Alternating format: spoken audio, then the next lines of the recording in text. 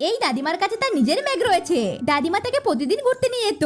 সে মেঘের মাথায় হাত বুলিয়ে দেয় আর পরের মুহূর্তে ক্যান্ডির বৃষ্টি হতে লাগে। তখনই তার পড়োশী ওখানে চলে আসে আর পোষা মেঘকে দেখে তাকে হাত দিয়ে ছুঁয়ে দেখতে লাগে। তখনই মেঘের রাগ হতে লাগে, তাই সে আচমকা একটা কালো মেঘে বদলে যায় আর পড়োশীকে বিদ্যুতে ঝটকা দিয়ে ফেলে দেয়। সে এর জন্যই রেগে গিয়েছিল কারণ পড়োশী ভুল করে তার বামে টাচ করেছিল।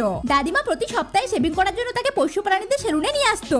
এই মেয়েটি একটা ট্রিমার দিয়ে সাবধানতার সঙ্গে মেঘের শেভিং করতে লাগে। মেঘ খুশি হয়ে মেয়েটিকে তার একটা ছোট টুকরো দিয়ে দেয়। ওই ছোট টুকরো দিয়ে ছোট ছোট ক্যান্ডির বৃষ্টি হতে লাগে আর মেয়েটি খুশি হয়ে তার আরো ভালো করে শেভিং করতে লাগে। এরপর মেয়েটি অনেকগুলো মেঘের টুকরো পেয়ে যায়। মেঘও অসুস্থ হতে পারে আর অসুস্থ হলে দাদিমা তাকে ডক্টরের কাছে নিয়ে আসে। তার চেকআপ করার পর ডক্টর বলে শুধু সর্দি এবং জ্বর হয়েছে। তাই ডক্টর একটা বড় সিরিঞ্জ নিয়ে মেঘের শরীরে পুশ করে দেয়। কিছুক্ষণ পর মেঘ তার সামান্য রূপে ফিরে আসে। সুস্থ হওয়ার পর সে তার ক্যান্ডি বৃষ্টি শুরু করে দেয় আর ডক্টরকে ক্যান্ডির প্রসাদ দিয়ে দেয়।